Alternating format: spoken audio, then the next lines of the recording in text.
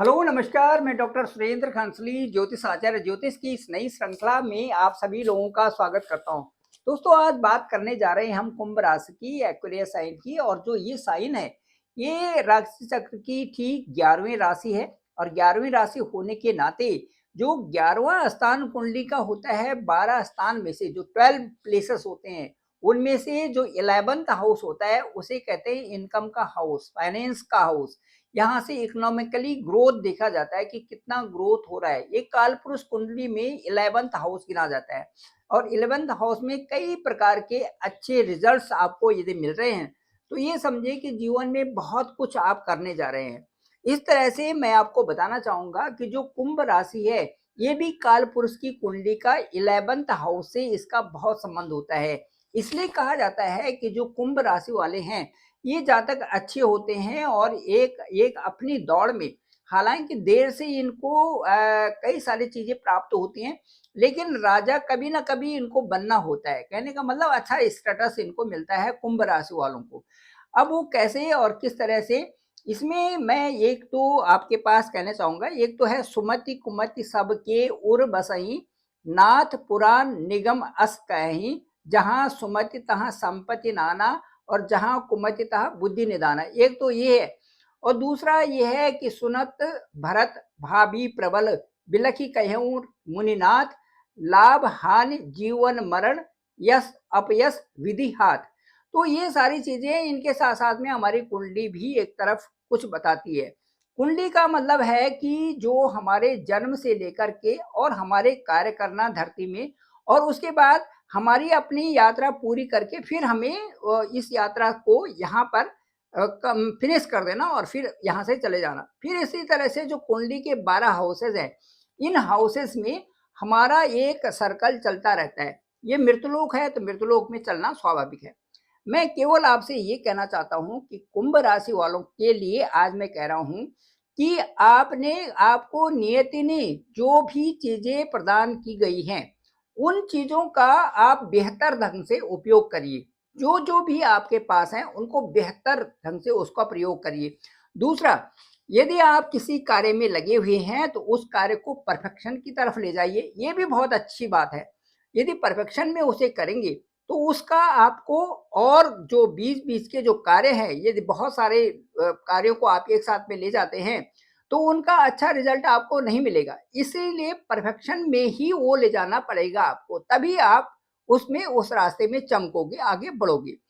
दूसरा, मैं आपको कहता हूं कि अपनी हर इच्छा आपकी पूर्ण हो सकती है यदि आप दृढ़ निश्चयी हैं। एक होता है ना, जैसे हमारी एक तो होती है आवश्यकता, एक होती है इच्छा। तो इच्छा जब प्रबल हो जाती है, जब एक इच्छा में रहती है और जब प्रबल हो जाती है, तो हमारी एक ऐसी आवश्यकता बनती है जिसको हमें पूर्ण करना पड़ता है।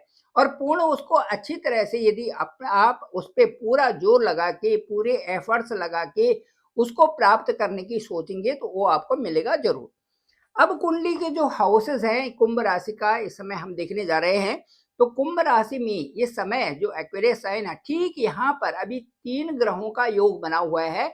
और वो है सैटर्न, सन एंड मरकरी। ये तीनों की तीनों वहां पर बैठे हुए हैं जहां पर की कुंभ राशि है। अब कुंभ राशि में इन तीनों का बैठना किस तरह से, यहाँ पर क्या प्रयोजन है और किस तरह से यहाँ पर आपको विशेष यहाँ पर प्रभावित कर रहे हैं। देखिए, ये है शनि का घर, यहाँ पर शनि बैठे हुए हैं। तो मान सम्मान तो आपको मिलेगा, इसमें कोई संदेह नहीं है।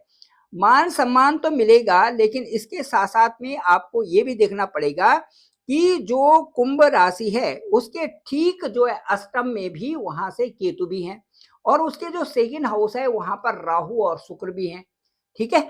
अब राहु और शुक्र का मतलब है सेकंड हाउस भी आ जाते हैं, तो सेकंड हाउस में वहां पर शुक्र बैठे हुए हैं। तो शुक्र का मतलब है कि आपके ठीक जो है वो भाग्य स्थान के मालिक हैं। और दूसरा, ठीक आपके जो चतुर्थ हाउस के मालिक हैं वहां पर आके बैठे हुए हैं जहां पर आपका धन भाव है। तो यहाँ एक तो मैंने फर्स्ट हाउस के लिए किया कि वहां पर जो जो शनि है वो अपने ही घर में बैठे हुए, तो नेम एंड फेम तो मिलेगा। दूसरा, आपका सेकेंड हाउस में मैंने कहा कि वहां पर जो शुक्र है, जो वीनस है, वो आपके भाग्य स्थान के लॉर्ड हैं और बैठे हुए हैं ठीक आपके धन स्थान में, कुटुंब के स्थान में। तो कुटुंब स्थान जो आपका अच्छा हो गया, धन भाव आपका अच्छा हो गया, वहां पर एग्जाल्टेड के जो वहां पे वीनस भी बैठे हुए हैं, शुक्र भी बैठे हुए हैं, तो ये भी अच्छा हो गया। अब शुक्र और बुध वहां पर जो है लक्ष्मी नारायण योग भी बना रहे हैं, ये भी अच्छा हो गया। अब जो 31 जो मई है 2025, तब तक जो है आपका धन का संचय भी होगा, ये भी कंफर्म हो गया। जो 31 मई 2025 है, ये आपका धन का संचय भी हो रहा है, ये भी हो गया। अब मैं ये कहूंगा कि आपका जो अब 29 मार्च 2025 आएगा, जो 29 मार्च 2025 आएगा, उस दिन क्या होंगे कि 5 ग्रह आपके ठीक दूसरे स्थान में चले जाएंगे, जहां पर कुटुंब का स्थान होगा। अब कुटुंब का स्थान होगा तो वहां पर बुध भी रहेंगे अस्त रूप में, वहां पर जो है आप देखेंगे कि वहां पर राहु भी रहेंगे। तो बुद्धि का कहीं ना कहीं पर, बुद्धि में कहीं ना कहीं पर जड़ बुद्धि होने की आसार बनते हैं। इसलिए मैं कहूंगा कि बुद्धि को कुशाग्र बनाने के लिए आपने विशेष प्रयोजन करने हैं, जैसे गणपति अथर्व शीर्ष है उनका पाठ करिए। उसके साथ साथ में जो से जैसे गणपति जी के जो स्त्रोत है उनको पढ़िए। उसके साथ साथ ओम गंग गणपतये नमः, इसका भी आप जप कर सकते हैं।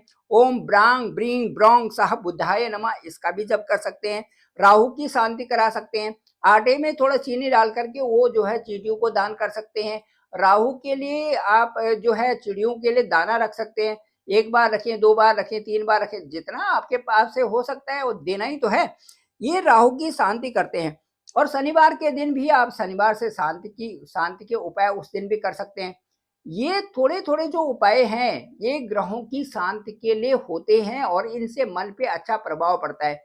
इससे भी जो बेहतर चीज है वो आपको ये देखना पड़ेगा कि जो जो आपके भाग्येश हैं, भाग्येश का भी आपको देखना पड़ेगा कि जो गोचर है वो यहाँ पर किसी न किसी प्रभाव से प्रभावित हो रहा है। किससे? राहु से प्रभावित हो रहा है।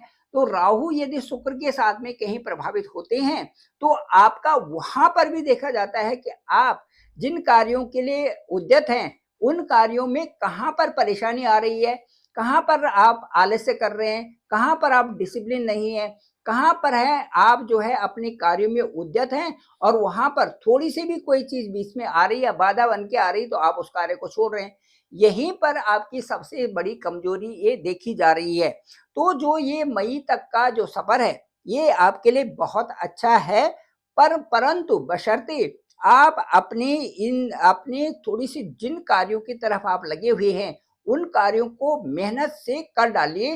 तो आपके लिए जो ये टाइम है, जो मई तक का टाइम है, ये कई प्रकार से आपके जो इनकम साइड उसको भी बढ़ा रहा है और साथ साथ में आपके भाग्य की भी बढ़ोतरी हो रही है।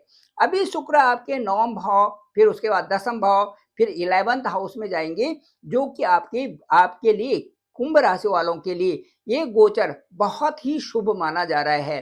तो शुक्र का गोचर 9th 10th और 11th हाउस में होना, ये शुक्र जो है हमें समृद्ध बनाते हैं, शुक्र हमें वैभव देते हैं, शुक्र हमें एक अच्छा स्टेटस देते हैं, शुक्र हमारे लिए जो सुख भाव से संबंधित सारी लग्जरियस चीजें जोड़ते हैं, शुक्र हमें गाड़ी देते हैं, शुक्र से हमें जो है हमारा विवाह होता है, शुक्र से हमारे अच्छे जो संतान है वो अच्छी स्टेटस में जाते हैं, शुक्र से ही हमारी काम वासना देखते हैं, शुक्र से हम कई सारी चीजों को देखते हैं जो कि हमारे जीवन का से बिल्कुल जुड़ी हुई हैं और जिनसे कि अपने अपने जीवन को बहुत अच्छा बनाते हैं। शुक्र का जो गोचर हो रहा है कुंभ राशि वालों के लिए, ये बहुत ही सुंदर गोचर माना जा रहा है, क्योंकि जो 9th 10th और 11th जो हाउसेस हैं इनमें शुक्र का लगातार गोचर होना, ये जो आपका मई तक का जो पीरियड है, मई जून तक का जो समय है, ये आपके लिए बेहतर रूप से कई प्रकार के लाभ आपको यहाँ पर पहुंचा रहा है। वैसे भी कुंडली में जो 9th 10th और 11th हाउस होते हैं ये मुख्य रूप से बहुत अच्छे सफल, जो उनमें हमें ये इस गोचर से हमें सफल और अच्छे परिणाम मिलते हैं, जो कि हमारे भाग्य को भी बढ़ाते हैं, हमारे कर्म क्षेत्र को भी बढ़ाते हैं और हमारी इनकम को भी यहाँ से बढ़ावा मिलता है। तो ये क्षेत्र हमारे लिए बहुत अच्छे हैं। किसी की कुंडली में भी यदि 3 स्थान ये प्रबल होते हैं तो उसके लिए बहुत आसान होता है, कम मेहनत में ज्यादा सफलता। कम मेहनत में ज़्यादा लाभ और कम मेहनत में अच्छी रेपुटेशन उनको जरूर मिलती है। Thank you very much. मैं डॉक्टर सुरेंद्र खंसली, ज्योतिष आचार्य। डिस्क्रिप्शन पे मेरा नंबर है 9868280191। आप डायरेक्ट मुझे कॉल भी कर सकते हैं, मैं आपका कॉल पिक करूंगा। उसमें जानेंगे कि आपकी कुंडली क्या है, आपका लग्न क्या है, आपकी दशा अंतरदशा क्या चल रही है और आप किस तरह से, कौन सा पॉजिटिव समय आपके लिए आने वाला है। वो देखेंगे कि ये दशा आपकी कब आ रही है और कब आपको समुचित रूप से ये प्रयत्न करने हैं जिससे कि आप बहुत आगे जा रहे हैं और आपकी समृद्धि आपकी लाइफ में बन रही है। Thank you very much. मैं डॉक्टर सुरेंद्र खंसली, ज्योतिष आचार्य। मेरे इस चैनल को आप जरूर लाइक, शेयर और सब्सक्राइब करें।